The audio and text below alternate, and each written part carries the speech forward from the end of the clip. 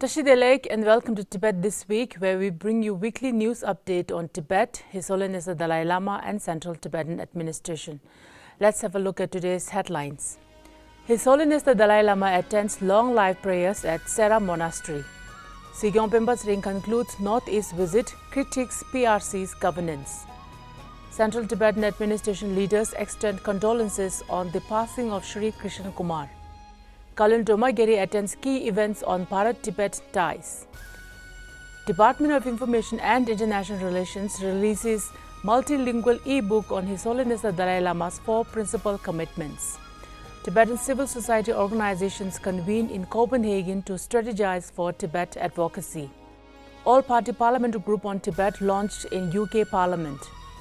Tibet remains a key focus in EU human rights agenda. Tibetan MPs visit communities in Vienna and Linz, Austria. Tibet Museum launches traveling exhibition across North America.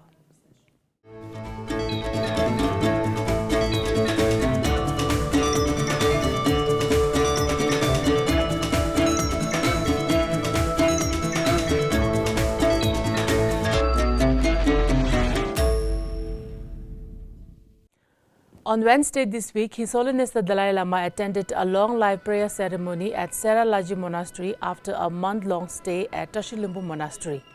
The event, led by senior monastic leaders from Sera, Convene, Debung and other major Tibetan Buddhist institutions, featured traditional prayers, symbolic offerings and heartfelt tributes.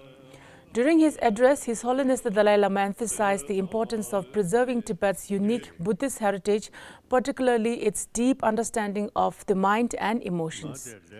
He reaffirmed his lifelong dedication to Tibet and Dharma, expressing gratitude for the unwavering faith of the monastic community. Notably, he shared a prediction that he may live to be 110 years old, bringing hope and inspiration to devotees. Sikyong Penpa wrapped up his official visit to Tibetan settlements in West Bengal, touring monasteries and key offices before addressing the public at Sonata Tashiling. In his speech, Sikyong emphasized the contributions of His Holiness the Dalai Lama and exiled Tibetans in building a democratic community, the geopolitical significance of Tibet, and the need to preserve Tibetan culture. He also outlined the 16 Kashaks' efforts in exile community development and international Tibet advocacy. Critiquing China's leadership, Sikyong highlighted political instability within the CCP, Xi Jinping's power consolidation, economic struggles and demographic challenges stemming from past policies. He also reaffirmed that Tibet's historical status remains independent of China's One China policy. After concluding his visit, Sikyong proceeded to Salugara, where he visited Evam India Buddhist Monastery and the Tibetan Menzikhang branch before departure.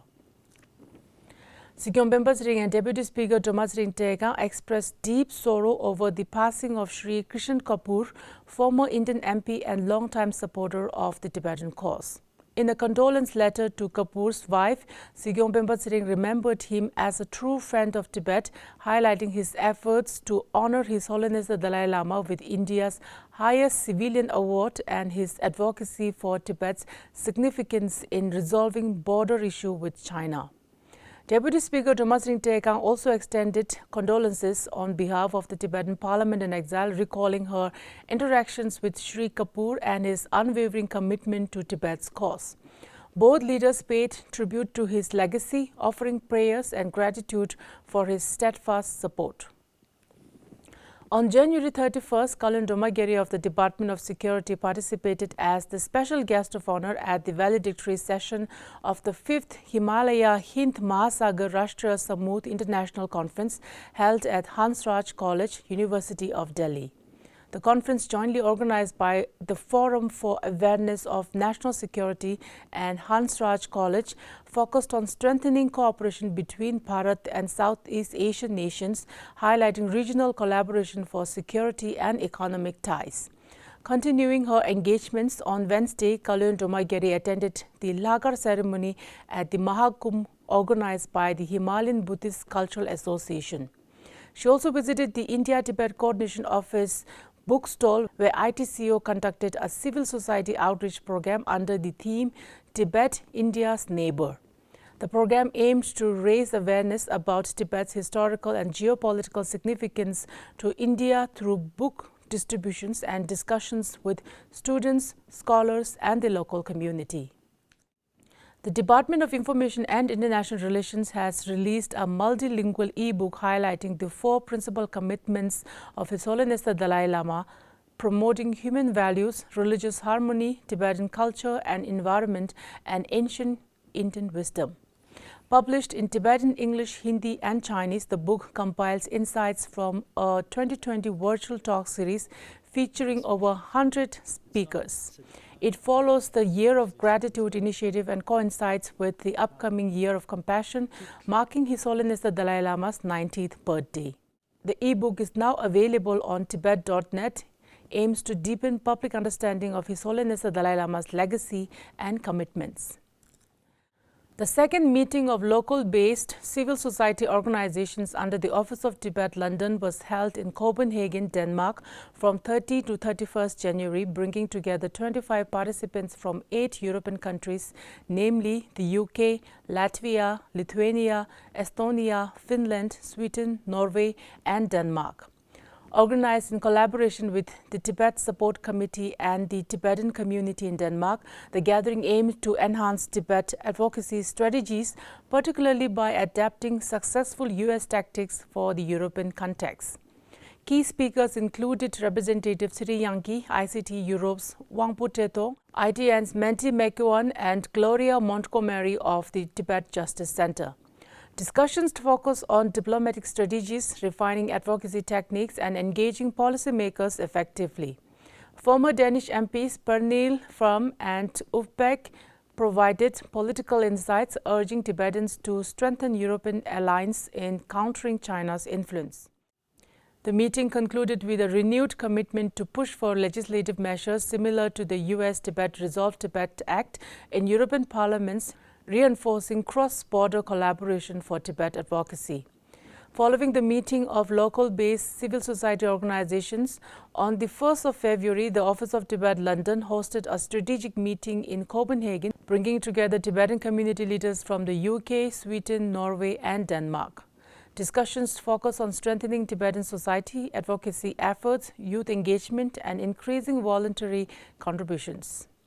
The meeting featured sessions on the Green Book, the role of Tibetan youth in the advocacy, and potential cultural exchange programs. Leaders also explored reviving the Tibetan Scandinavian summer and winter camp to foster community cohesion. On Tuesday this week, the UK Parliament launched the All-Party Parliamentary Group on Tibet, electing Chris Law, Scottish National Party MP, as the chair. The group, comprising MPs from Labour, Conservative and SNP, aims to enhance political visibility for Tibet. Representative Sikyong of Office of Tibet London expressed optimism about the group's impact, highlighting Tibet's environmental concerns and recent earthquake devastation. John Jones of Free Tibet discussed global campaigns against corporate involvement in China's development project in Tibet. Concerns were raised about China's push to replace Tibet with Xizang and the forced assimilation of nearly 1 million Tibetan children in colonial boarding schools, as highlighted by Tibet Action Institute's Penpa. Chris Law encouraged MPs to support an early day motion recognizing His Holiness the Dalai Lama's representative. The meeting also noted key upcoming events, including His Holiness the Dalai Lama's 90th birthday and the 30th anniversary of the Panchen Lama's abduction. A reception for Tibetan New Year in Parliament is planned for March. The next All-Party Parliamentary Group for Tibet meeting is scheduled for May 2025. In its 2025 Human Rights Priorities, the European Council reaffirmed its commitment to global freedom, with Tibet remaining a key concern. The Council highlighted ongoing restrictions in Tibet, including limits on freedom of expression, assembly, and religion, and emphasized the need to monitor individual human rights cases. Representative Rinzi Chire of the Office of Tibet, Brussels, welcomed the Council's conclusions, underscoring the EU's dedication to keeping Tibet central in global human rights discourse. As part of the Tibetan Parliament and Exiles Visitation Program, MPs Thupten Wangchen and Thupten Gyatso visited Tibetan communities in Vienna and Linz, Austria from 1st to 2nd February. The MPs were welcomed by Tibetan Association President Tenzin Kunga, where they engaged in discussions on His Holiness the Dalai Lama's vision, Tibetan democracy and the middle way policy with Tibetan community members in these cities. The sessions in both cities included speeches, interactive question and answers, and community concerns emphasizing the importance of preserving Tibetan identity and political awareness. The visit strengthened ties between Tibetan leadership and the diaspora in Austria. The Tibet Museum under the Central Tibetan Administration is hosting a traveling exhibition across the United States from 3rd to 24th February in collaboration with the Office of Tibet in Washington, D.C. and 4 Tibetan community associations. The tour will cover New York, Minnesota, Wisconsin, and Chicago, showcasing Tibet's history, His Holiness the Dalai Lama's commitments, and Tibet's ecological environment. Featuring around 100 artifacts, including photographs, Tibetan currency, and stamps, the exhibition aims to raise awareness about Tibet's situation while fostering collaborations with universities and museums. Some locations will also screen documentary films. Representative Dr. Namgyal Chitrup thanked the Tibetan community associations for their support in making the initiative possible. That is all the news for this week's edition of Tibet This Week. Thank you so much for watching.